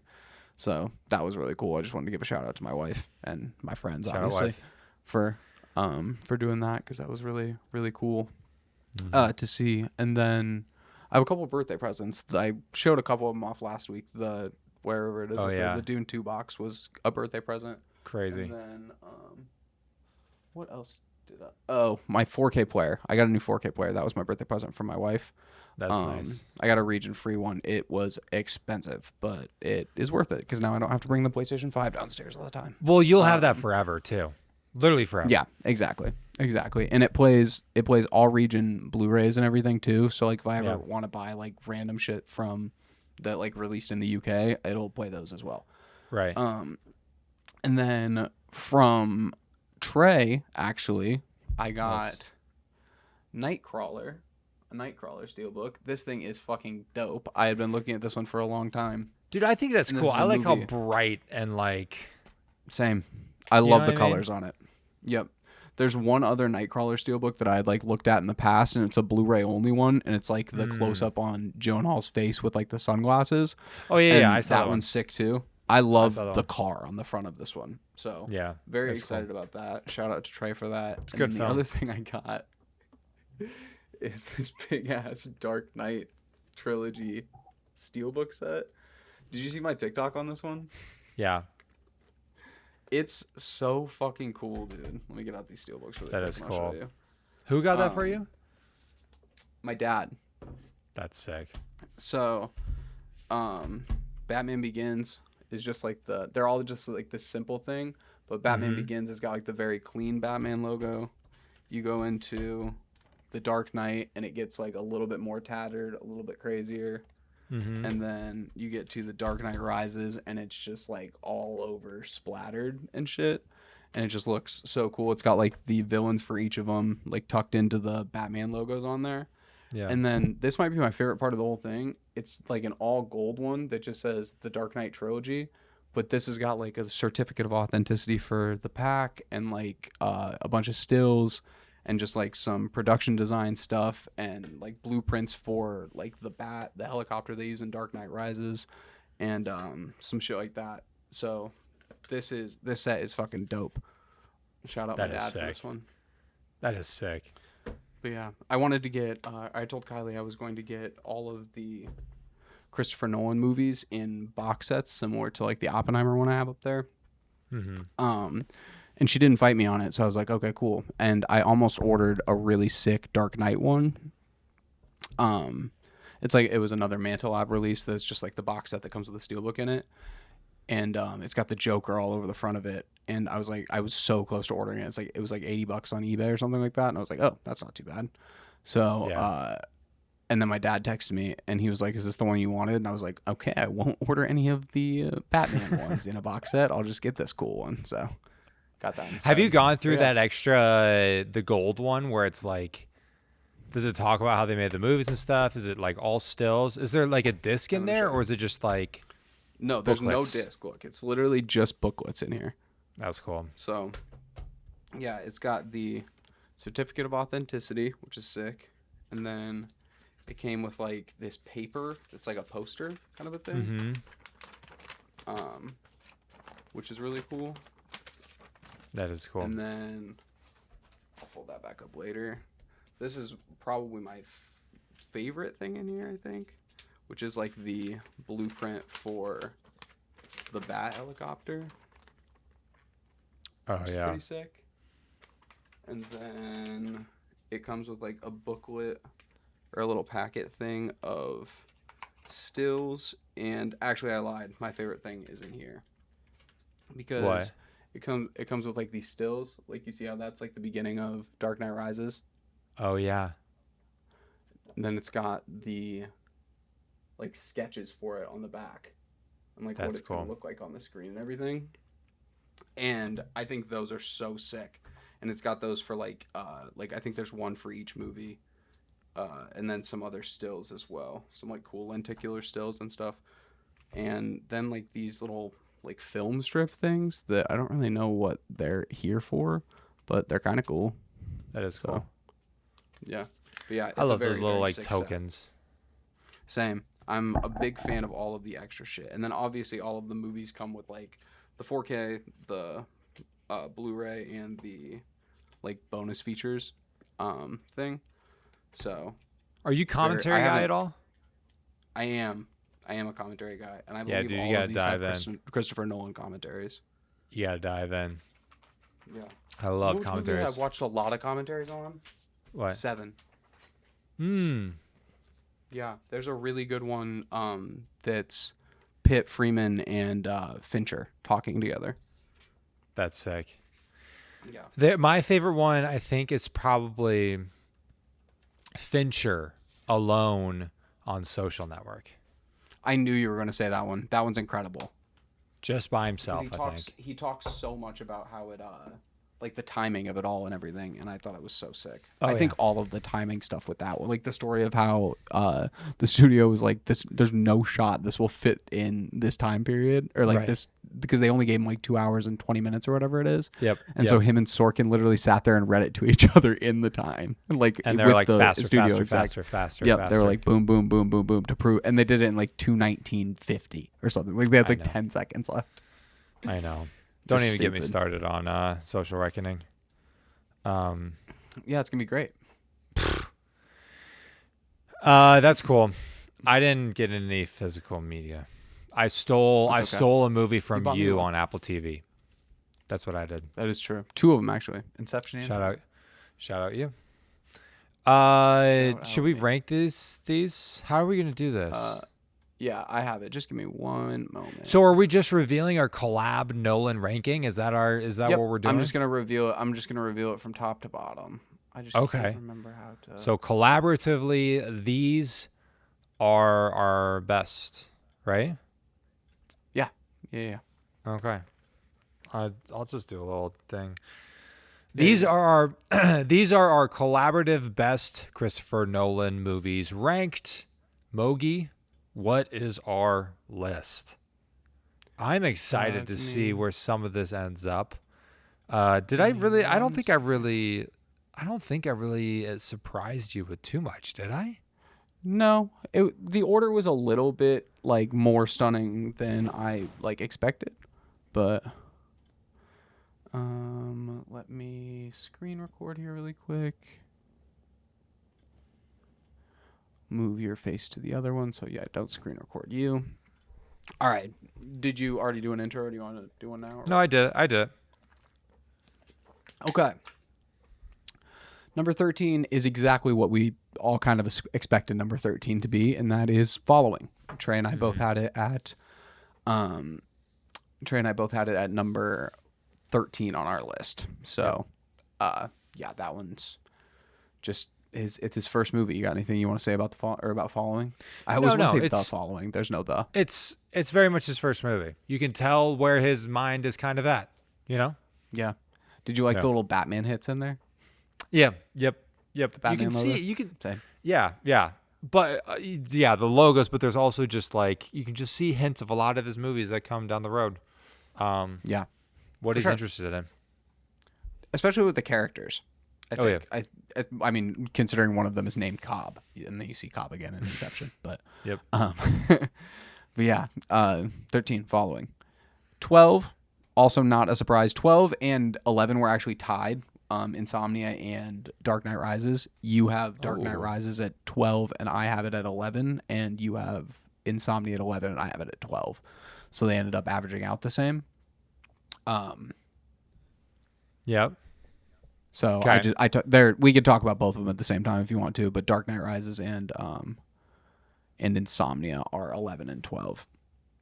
I've only seen Insomnia once, and I remember the performance from what's his name, Pacino, being good. Yeah. I Yep. don't really remember Robin Williams' performance in this specifically, but I have never really had any draw to go back to Insomnia. Even when I was doing the Nolan rewatches, I was like, No, no, I'm right with you. I'm right with you.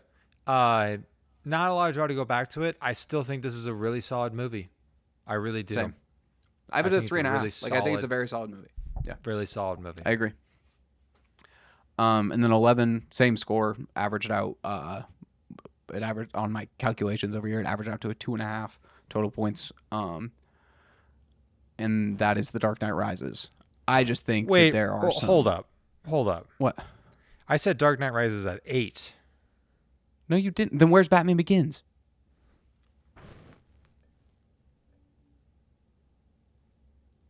You have Rises on the list.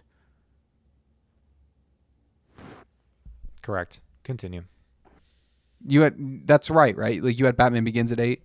Continue. You like Begins Yes. more than Rises? I got Okay, mixed up. okay. I got mixed up. No, that's fine. I know. Your list was kind of confusing, but I figured it The out. Dark Knight Rises. So, Okay, yeah. it's all that's good. right. Correct. Yeah, I just think this is probably the sloppiest editing in any Nolan film. I think Bane's a solid character. I think the opening to this, like when you first meet Bane and like the plane sequence, is awesome. It's really long, and I don't love complaining about long movies, but it is long. And I think it's his weakest pacing and his weakest editing. I think there's some pretty cool highs and some pretty there's definitely some dope stuff in this movie, but it's not. I don't think it touches either of the other two. Correct. So Agreed. Heinz Ward. 10. Yeah. I haven't like looked that close at this list either, so I'm kind of being surprised by this. That's so low for Tenet, dude. Tenet? Yeah. I guess it's kind of on me too, because I have Tenet ranked 7th. It's just hard because no one has so many good movies. I love Tenet though, man. Yeah. Did you finish it the other night or no? Yeah. I think it's just like there's a lot of moving pieces here, and I'm such like it's a lot of fun. But I do think I think it just comes down to I love all these. I really like a lot of these movies, and It might be the most fun. No, but I just didn't. Dude, the train heist or not the highway heist? No, it's great. It's Does great. it do it for you? It's great, and Kenneth Branagh is great. Is incredible. Yep. He's the You want to know highlight what of else this he's movie great for in? me. Want to know what else he's great in? What? Oppenheimer. Yes, he is. He Niels actually Bohr. might be better. He might be better in this movie. I don't know. I just don't connect on a certain level with this movie. I just have a hard time connecting. That's the difference between you and me. Is I love this movie. I think I've talked about this before, but we went to see this one together in IMAX, and we both struggled with the sound mixing. But I walked out of there and I was like, I want to see this movie again so bad with subtitles. And as soon as I watched it with subtitles, it just like worked for me. And I think I like it like more and more every time now. Yeah. During my rewatch, there's parts that are like cheesy, and there's a lot of exposition dumping, and like there's a lot of so I understand why it doesn't work for people, but I think like it's so hard to just be like kind of turn your brain off and like enjoy the ride. But like if you just like kind of let Tenet take you and just like you're along for the ride, it's so much fun, dude. Right. And maybe that's where I struggle. Pattinson's also with hot just as letting fuck in it. this movie. Right. Yeah. God, he's attractive, man. Because what do they say at the beginning? Just feel it. Don't try to understand it. Just feel it. And maybe there's a couple of Nolan says movies, the same thing. If you ask him to explain it, he says, just feel it, man. Right. And maybe there's a couple of the movies that he does the same thing in that I like more than Tenet. Yeah. You know? That's where I'm at. Sure. What's next? Number 9. Oh, damn, that's low for this too. Batman Begins. I guess I can't even say that. Yeah, I look over at my own ranking. We both had this at 8. So that's right. We both have it at 8, really and it somehow ended up at 9. Really solid. It's really solid. It is. It's a great Batman origin story. I'm actually super high. I'm probably higher on this than you are. Yeah, I have probably. it at 4.5. You are. Yeah. But I obviously just love Batman. I think it was solid. Even though you 3.5, don't 4. get a ton of Batman in this, but Yeah. I think the training with the League of Shadows and everything is really cool too. Mm-hmm. But yeah, I don't have a ton to say about Batman Begins. Number 8. This is lower than... Oh, that's my fault. Okay. Dunkirk. 8? What? Where did you have this? I have it 9. What the fuck are we doing, dude? Yeah. I just rewatched it too. It's a 4.5, man. See, this is what I'm talking about. Now, it's not like there's like you need a lot of exposition because there really isn't a lot of exposition, but just feel it movies that I think I fucking feel. I remember seeing this in a big theater when it came out, and like this is one of the best big movie. We went to the re-release too. Ever seen. Yeah, I think, dude, this is one of his best. I have it. What I have it at 6, 5. Yeah. Yeah. It's right up there with any of these, though. I think. Yeah, you have it at 5. It's just not one that I find myself returning to all the time. I think that's the only reason I have it a little bit lower. Like a lot of times, I would rather throw on Batman Begins than I would throw on Dunkirk, and I think that's just like I think that's just the difference. I know you disagree, and like a lot of people might, but Dunkirk is just like it's a movie that I want to like sit there and like let take me in, whereas like I don't know. It is incredible, dude. The way it's shot, the 3 interwoven timelines, and like the way that they meet up is so good. Kenneth Branagh, also great in this one. Yeah. Barry Keoghan and Mark Rylance with the boat. Barry Keoghan gets killed by Cillian Murphy. But that's just like a casualty of war, but also what could have been. This entire thing. It could have been so unbelievably horrible, and it wasn't. I think Nolan just illustrates he's able to use time and build that tension through that device that he loves to use so much in his movies. This is underrated. Fuck you. It's I mean, it's one of the coolest stories of all time. Like the story that like he adapted for it. Like the actual saving of them with like the civilian boats and everything is so fucking awesome. Yeah. Yeah. I also think that this might be his best sound design. Probably. Mm-hmm. Like the sound editing is so good. Well, maybe because we're saying that where there's not a ton of talking, so you have to get mad about not hearing words, as he has a lot of issues with. I bet that's exactly what it is. I bet that's really exactly what it is. He's just like, well, he probably had the same sound design in Tenet, but there's just so much exposition in that movie that he didn't really adjust it. He didn't do too much. I mean, there's times in this movie where it's really loud and you can't hear them talking. But there's just so little talking, so it's like, who cares? I'm not talking about Dunkirk. I'm talking about Odyssey. Sorry. Oh, Odyssey, yes, correct. Yeah. But there are times specifically where, I'm thinking about a time on the boat with the like right after the whirlpool when they're like yelling and you just can't hear shit over the score, and I'm just like, well, that's all right, whatever. Can't. I'll catch it with subtitles in a year. I think I had some more moments like that than you maybe. No, yeah, there were more. That's just the one that pops into my brain. Mm-hmm. What's next? Dunkirk. That's underrated. You're not gonna be happy about the next one. What do you think's next? Are you fucking serious? Did you put Memento this low? I have Memento really low.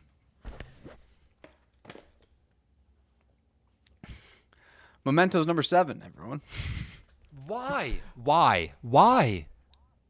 The story's good. It just doesn't I don't think it's his best. I think I don't know. I like Lenny as a character. It's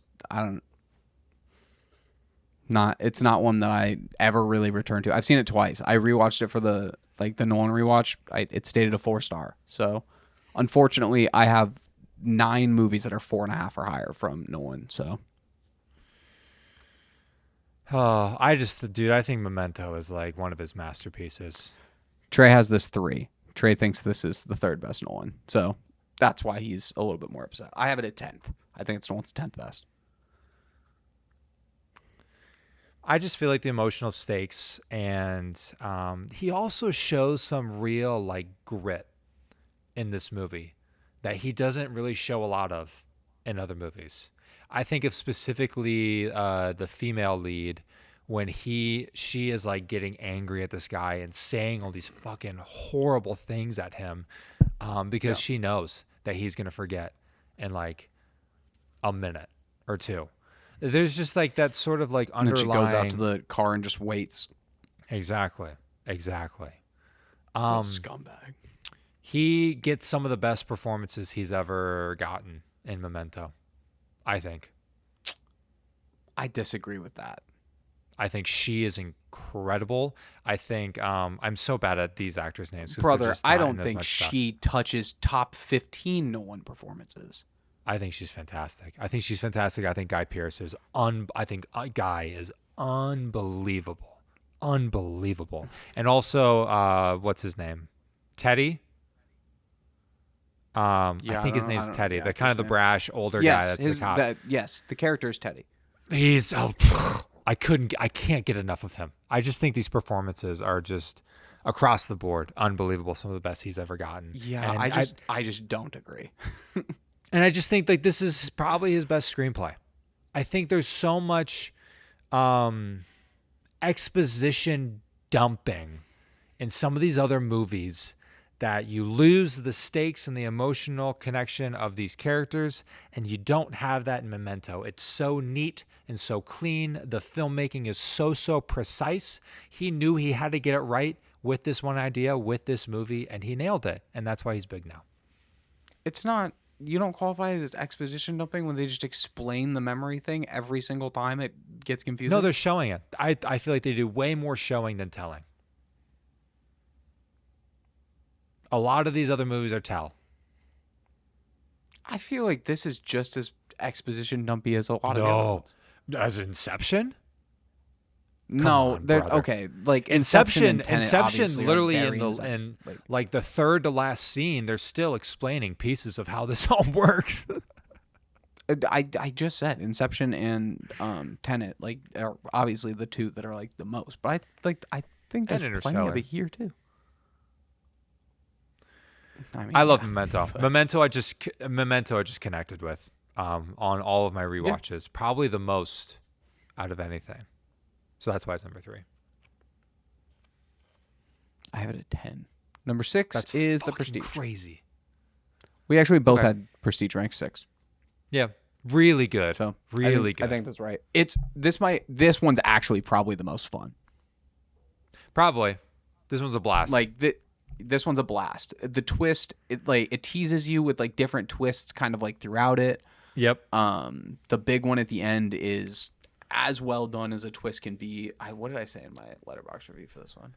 Were you fooled first time you saw it? Were you fooled? Oh yeah. Yeah. So I had no idea that was going to happen the first time I saw it. 100%. I said in my review on this rewatch, I said not many movies with a twist like this that get better and better every time I watch. But this movie's magical with the way it draws you in. Yeah, I think Bale and Jackman are both really, really good here, and this is one of my favorite Michael Caine roles. I think he rocks in he's this great. movie. He's He's great. great in this. So Yeah, Michael Caine. He can just take and over. then even Children of the Men. last twist, that like Michael Caine discovers, Mm-hmm. after it's revealed to Bale's character. Mm-hmm. Well, the last twist before the last twist. There's so many twists. So many prestiges. Yeah. Yeah. The Prestige is great, man.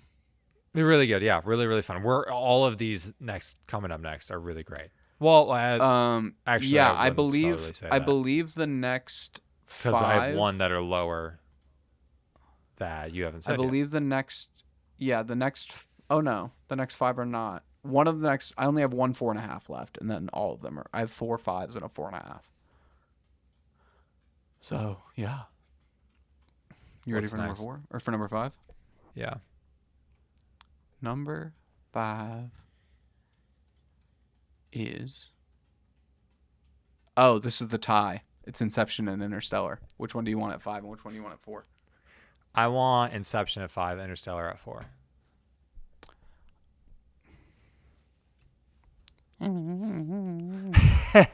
You would agree with that, would you not? No, I have Inception 2. Really? Yeah, it's my second favorite Nolan. Oh man, we just disagree on that. We really do. Yeah, Trey just rewatched Inception and like thinks it's Last not night. good. And I don't think it's 2 not nights ago. good. I don't think it's not good. I gave it what 3.5. I think it's 4? great. Yeah, no, you gave it a 3.5 because you're an asshole, and I commented boo. But yeah, I think that Inception is like it was Nolan's magnum opus for quite some time for me. I think that this was like Nolan's real like first time really like deep diving into like his own original like story. Like because this was like I think him and his brother wrote this, and that was and like they came up with it and everything. And I would have said this was my favorite movie of all time for probably a decade, maybe more of my life. Are you serious? Yeah. Of all time? It was my number one movie of all. When we lived together, it was my number one movie of all time. It's moved down since then. I had it at a 100 out of 100 for a long time. It's probably I have it at a 97 now. So what's brought it down for you? I liked it a lot, or just more when I was younger. I think it just kind of like hit for me more when I was younger, and as I learned like more about like extremely well made movies and like learn more about like what I like in scripts and what I like in the way scenes are handled. I think there's just some parts of this that aren't as great like when I continue to rewatch it. So I've started rewatching it less. I've probably seen this movie 20 times in my life, maybe more. Okay. But yeah, I think that like I always thought that going through dreams was just such a cool concept. Mm-hmm. I just think that like having Leo play this like James Bond-esque character is really cool. Honestly, you want to know what really brings it down for me every time I rewatch it, and it like makes me like it less? Yeah. Marion Cotillard. I know. She's a lot of the reason that Dark Knight Rises is really low for me too. I don't think she's good in that. You just don't connect with her as an actress, I think. I don't. And I especially as Maul, I'm like, what is the draw with why did you fall in love with this girl? She's got no draw here. Yeah, I really don't like Maul. Yeah, and I think that's where it begins with me. I think that's where it begins. Where that's supposed to be like the driving force here. You know? Yeah. Like this woman is his wife and it's haunting his dreams. I love all the dream stuff. I think that's really fun. Yeah. I also love the way this one was shot. Yeah, it's really cool. He didn't use any IMAX on this one. I think it looks great too. Yeah. But some of my favorite colors in a Nolan movie are on this one. Mm-hmm. I just really don't think he landed the plane with this one. I really struggle with the last 15, 20 minutes, honestly. Do you struggle with the fact that like they vocally say that there's like Joseph Gordon-Levitt's character has like 2 minutes to do stuff, and then he's like floating in the air, and he wraps up all of the bodies, and then moves them into the elevator and takes them down the floor, and then spreads them all Part out of it. again. It's part of it. It's definitely part of it. It also feels like sometimes they're making rules for themselves just to get out of it. Yeah. Here, what's next? I'm gonna let Ivy outside. All right, you're good. Hi, Ivy. Next is Interstellar. Same score. I have Interstellar 4th. Trey has Interstellar 7th. I have Inception 2nd, and Trey has it 9th. So these are probably the two that we're like the most split on, other than Memento. Inception, since the first time I saw it, which was not until probably 2019, I think, like maybe 2019-ish. So quite a while after it came out, I hadn't seen this one. But from the first time I saw it, I was like, oh my God, I fucking love this movie. Yeah. And like, I've always thought like space was incredibly cool. I think Matthew McConaughey is one of my favorite actors. So it was always kind of going to work for me. The first time that I saw the Miller's Planet sequence, and like those aren't mountains, they're waves, hit like so well for me. And now like I'm a little bit older, and I like a couple of those lines, like some of the Cooper lines are pretty cheesy in this movie, but I don't mind them being cheesy because I think it fits with like him being like that kind of a corny dad character kind of a thing. Yeah. You know what I mean? Yeah. My son's named Cooper. It's not directly after this movie, but it's like kind of after this movie at the same time. We had like a swipe app that like just gave us names to like think about, and we matched on Cooper. And like when I saw it, the first thing I thought of was this movie. I also just love the name, so that makes me like kind of like it more every time I watch it. I think that this movie gets all the praise, and like rightfully so. It's near perfect for me. I love Interstellar. Well, a lot of people would say this is like his number one and one of the best movies ever. A lot of people do. It's in the highest percentage of Letterboxd top 4s of any movie. Oh, really? I didn't know that. What I'll say. You don't know anything. To defend my on my list I have this as what? 9th, 7th. 9th is Inception. Sorry. 7th, 8th. Yep. So 7th Interstellar, 8th Inception. What I'll say. 9th Inception. Correct. Batman Begins ahead of Inception. Correct. What I'll say is that the gap between Interstellar and Inception for me is pretty large. I think Interstellar is way better than Inception. I don't. I think they're pretty even. Like if. Well, I'm agreeing. You give me another couple rewatches of Interstellar before I rewatch Inception, and I'd probably say Interstellar is like my 3. So, well, actually, that's hard because my top 3 is pretty. I don't know, man. It's so hard when it gets to the top of Nolan. I'm agreeing with you though. I think Interstellar is pretty fantastic. I have some of the similar issues that I do with Inception.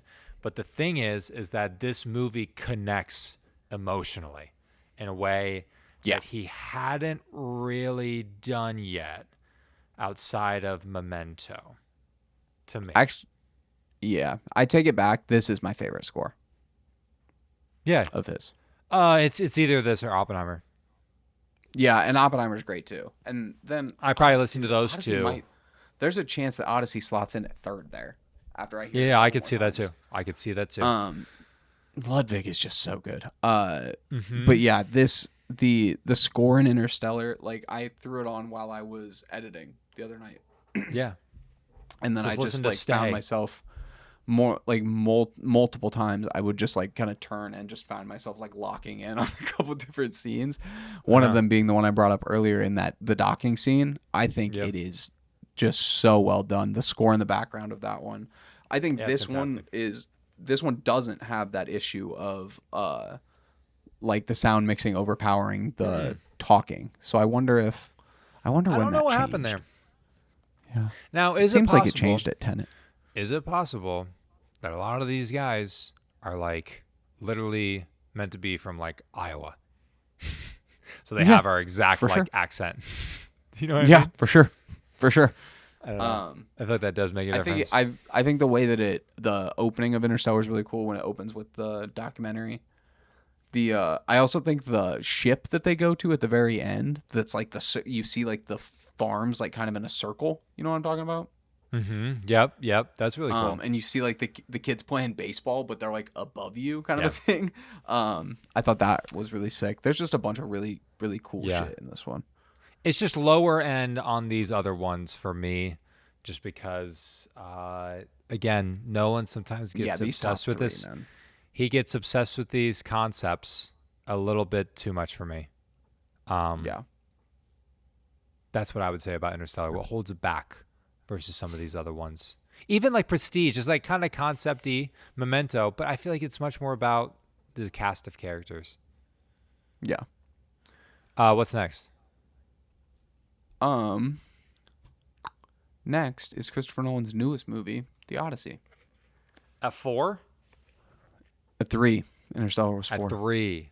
Okay, because I had. So this one jumped to 3 because you have it at 4 and I have it at 5. I had it higher than you. You did have it higher than me. That's just because like I rank a lot of Nolan obviously extremely high, but then you had it at 4 with Memento above it, and I had it at 5 with both Interstellar and Inception above it. So and both of those got knocked down because of our wide gaps on them. So that's how Odyssey jumped up here, because I have this one obviously at a 4.5, and I have both Interstellar and Inception at 5s. So it's fantastic. It deserves to be this high. It really does. Yeah, no, thinking about it, I think it's completely right agree. in the same range as all of these other ones in a different type of way. I think it's spectacular. So I think good. I think our number 1 is the only one that there's like a little bit of a gap for me right now between them. But yeah, I think The Odyssey is very, very, very close to all of these. Obviously, we talked quite a bit about it, so we don't need to talk anymore. But right. So then, what do we have left? Dark Knight. Dark Knight is number 2. Yeah. Which we haven't even talked about that yet. No, we haven't, and it's potentially the best performance of any of his movies. It is. Yeah. So our 2 and 1 were the same. Correct. Yep. Or no, I have Dark Knight at 3. I have Inception at 2. Oh, that's right. Okay. Really? Yeah. So I had Dark Knight at 3. That's crazy. You can't. That's crazy. You can't be serious with that, brother. It's just my opinion. I love The Dark Knight, but I think I like it less every rewatch now. Why? Aaron Eckhart? Maggie Gyllenhaal? What? Aaron Eckhart? Yeah, I don't like her. It's Two-Face is weak, and Maggie Gyllenhaal's a pretty significant drop from Batman Begins as well. I'm with you there. So I think it's just you spend a lot of time with both of them. So like, yeah, but dude, you know me. I like a performance. It can just really carry. It just can carry a movie, and Joker just carries this movie, man. He is so unbelievably watchable. Yeah, no, I completely agree with that. I think he is the best acted performance in any Christopher Nolan film. And not close. Like yeah, well, I don't think it's that close. Well, it's not like a crazy gap, because there's like a top 3 I think that are up there. But who would be next for you? The one that won Best Actor 2 years ago, Cillian. 3 years ago, whatever year it was. Yeah, I agree with that. Cillian Murphy. I just think that I think it just goes down a little bit each time for me. I still have it at like a 97 out of 100, dude. Like, it's still like a near perfect movie, but it's not my favorite Batman movie anymore. Oh yeah, I forgot. So that does ding it. Yeah, it's my favorite Batman anymore, which makes it tough. So number one is both of our favorite Nolan. It is Oppenheimer. And brother, see, this is what I'm talking about. Like, you were saying, I think, like, you think that the female lead in Memento and like Guy Pearce are like two of the best performances that Nolan's ever gotten. Yeah. There might be 7 better performances in Oppenheimer. No, and okay. So also remember this when I frame this with Memento. This is very early on in his career, and you have way smaller budgets. You have way smaller everything. You have way lesser known actors as well, and probably less time on set. So I do kind of take that all into effect, and what he got out of those characters with the circumstances and those actors, because they're not like huge. I mean, Guy Pearce is for sure the biggest out of any of them. Yeah. I think just what he got out of his players in that big game is incredible. But I agree with you. Everybody in Oppenheimer is unbelievable. Emily Blunt, Robert Downey Jr., Cillian Murphy, like. Can't be touched. I mean, Cillian Murphy, Emily Blunt. Matt Damon is unbelievable in Oppenheimer. Yeah. Robert Downey Jr., Florence Pugh. I think Rami Malek's role in this is really extremely well done. Kenneth Branagh as Niels Bohr is really good. I love Benny Safdie's character in this. Him fucking lathering up his face with like obviously funny. That's not a better performance than Guy Pearce, but like I think like the first 5 that we named, Cillian, Emily, Matt, Robert Downey Jr., Florence Pugh, I think all 5 of those performances in Oppenheimer are better than any performance in Memento. You're just taking like context. Like Oppenheimer's the biggest story ever told. And again, I have Oppenheimer above Just Memento. released the Odyssey. Oppenheimer's the biggest true story ever told. There you go. You can do that. But thinking about Oppenheimer and how he wants to tell this huge story, because it is such a huge story, and why he's doing Odyssey and Dunkirk, like he has an affinity to like the biggest stories that mankind has to offer. You know, he sees himself as this epic film creator, and I think Oppenheimer is the finest of the bunch. I agree with you. Right? I mean, dude, this movie blew us away.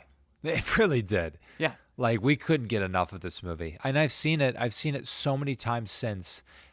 Just the themes, and like it even just changes how you look at like human history in a real, very real ethical way. I don't know about you, but I was definitely taught all of high school that we for sure should have bombed the Japanese twice, maybe more. You know? Yeah. Yeah. And he just like gives us a history lesson in the most entertaining way possible, and makes us feel like, God damn, this all might be ending because of what happened here. It is the most it's the most entertaining one. Yeah, I completely agree. Yeah. It's the most entertaining way that I've ever seen a true story told, I think. Absolutely. Absolutely. Dude, and the fact that it was as big as it was obviously had a ton to do with the whole Barbenheimer thing. But yeah. like the fact that it was as big as it was, being this type of story and being a 3-hour long biopic that's a third in black and white is fucking insane. Like insane. It's insane, dude. That this movie, again, it's like one of the most important stories ever, man. Guys with egos creating stuff that they come to regret, you know? Yeah. And I just feel like he captures that in the perfect essence with that scene with Albert Einstein, that final scene. It's just one of my favorite endings of all time. Of all time. Yeah. This movie's perfect. It's up there. It's near it. Yeah. It is near it. Okay, that's our list. Yeah. Do you want to Christopher Nolan? God. Yeah. Do you want to do this zoomed in Christopher Nolan movie game? I would love to. I don't know how I'm going to do on this. We are guessing the Christopher Nolan movie based off of a zoomed in still. Mogi, what's the first picture? This one. Can you see it? That would be It's The awesome. Prestige. We literally just watched it. Yeah, The Prestige. That's an incredible scene. That's an incredible scene in the movie. How do we? The Prestige, cutting fingers to do the door trick. Exactamundo. This is also so crazy to me too. Like when you learn this is like obviously when you're learning about the whole like twist and everything. Right. Yeah, Um that he did that. Also, like, I had a question about the Prestige. Why at the end, like, or not? I get not at the end, like before he gets put in jail. Why didn't they just each stay like playing the person that was in love with that specific, like their significant other? You know what I mean? Like one of them was in love with the wife, and one of them was in love with Scarlett Johansson. So what I think it had to do with is that they were constantly switching. So are you asking why didn't they just always stay the same? No, why didn't they just like when they knew they were going to be with one of them, just that person go with that one, and then when they knew they were going to be with the other one, meet up, switch, and go to that one. So like that way you're never with the significant other that like has that, like his wife is like, you don't love me today throughout. That's like a common thing they say throughout the whole thing, and then like it could, the one that does love her could have just hung out with her all the time, you know. It's probably just logistics, man. I don't know. People got busy schedules. They got to do stuff. Whatever. Next one. Don't think too hard about these. Oh, that's the Joker. This is Dark Knight Rise, or it's Dark Knight. Yeah, it's Dark Knight. I knew that right away. Yeah, you definitely did. I did not. Very good. Let's not blow this out of proportion. The beginning of this scene when he sticks the pencil into the table and he says, "Want to see this disappear?" and then he puts it in the guy's eyeball is so fucking crazy. That was like, I remember that when that happened back in 2008. Everybody was talking about that. It was like a meme before like memes were even a thing, you know? Yeah. Meme before memes. Mm-hmm. Oppenheimer. You want to? Yep. That is the Trinity test, brother. Setting off the nuke or the Trinity test, Caden. Setting off nuke.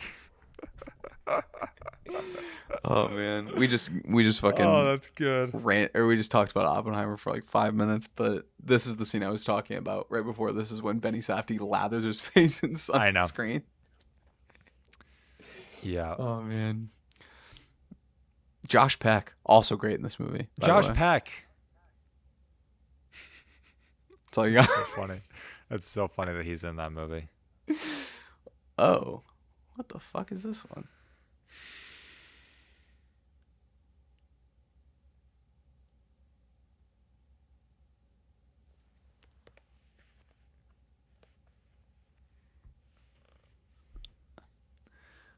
Fuck.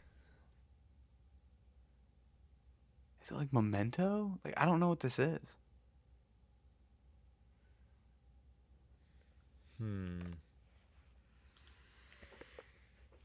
Huh. What would that be?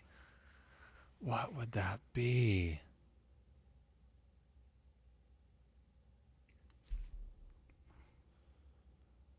Yeah, I really don't know. I'm just thinking of like color profile as well. It does seem like one of his older ones. I don't think it's Memento. I just can't think of what it would be in Memento. No. I would go with Insomnia. But it's not like, there's no green. Oh, Jesus Christ. Oh my fucking God. That's crazy. That's difficult.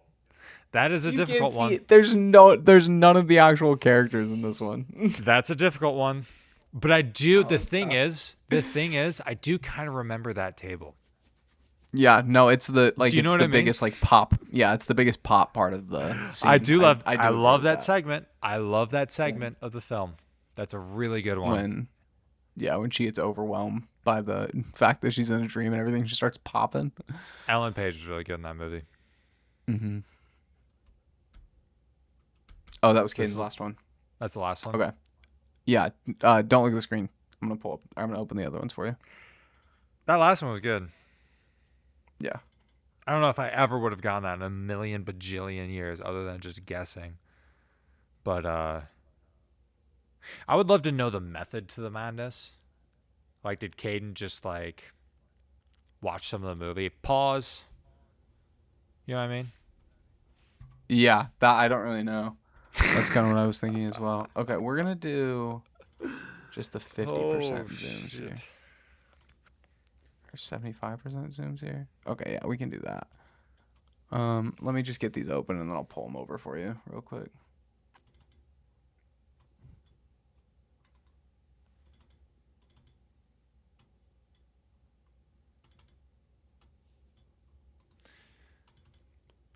I can't believe you hate Memento that much.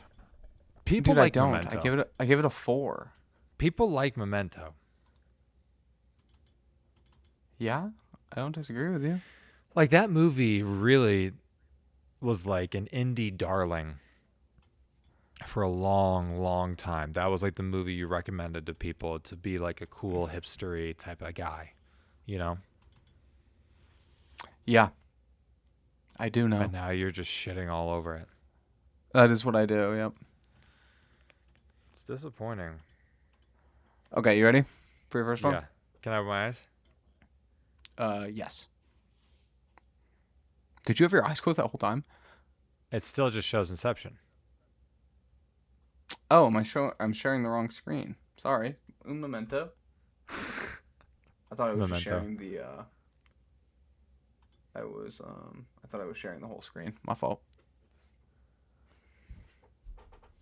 Oh. That's Oppenheimer. This is it is not. I'm going to give you a hint. This is a movie that he did not direct. What? He produced it. Then what do you... You should know it. You've seen this movie multiple times. You own it. That was Spider-Man. Yeah, I know. Sorry. He produced it. Yep.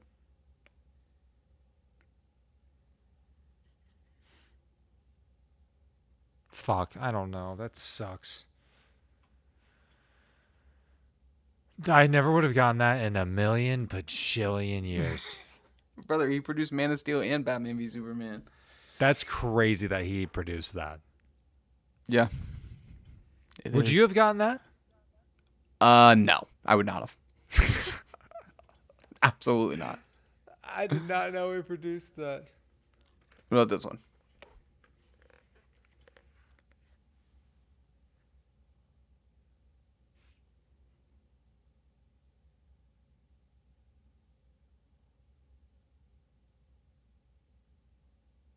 Inception.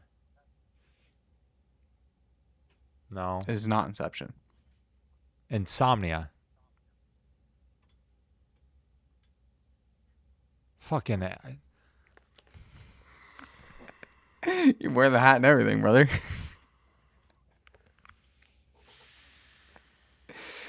Oh, man. Oop, wrong button. Alrighty.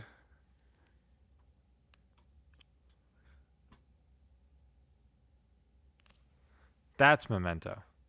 That is Memento. Good job, Trey. Well done, sir. That is Memento. All right, what else? Let's freaking go. I think there's 2 more. Tales are hard. Oh, that's Dark Knight Rises. Are you serious? No. It's not Dark Knight Rises. I don't know where there's water in Dark Knight Rises. Inception? It's Interstellar, Trey. Jarvis, zoom out. I think it's so the green originally tint. Originally, this was his full zoom in. This was Kale's full zoom Kale. in. I gave you like a little bit more with Case in it, and I thought you were gonna get it off that. It's a bit greener. The color profile is a bit off here. But it does look greener in that picture. For sure. So Dark Knight Rises, I think of the water, and that was like wintertime, wasn't it? Yeah. Underneath All the right, bridge. last one. It's a little pixely if I zoom in too much.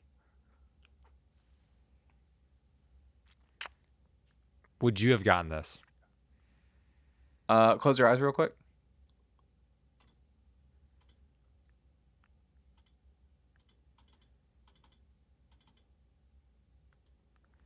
Now do it.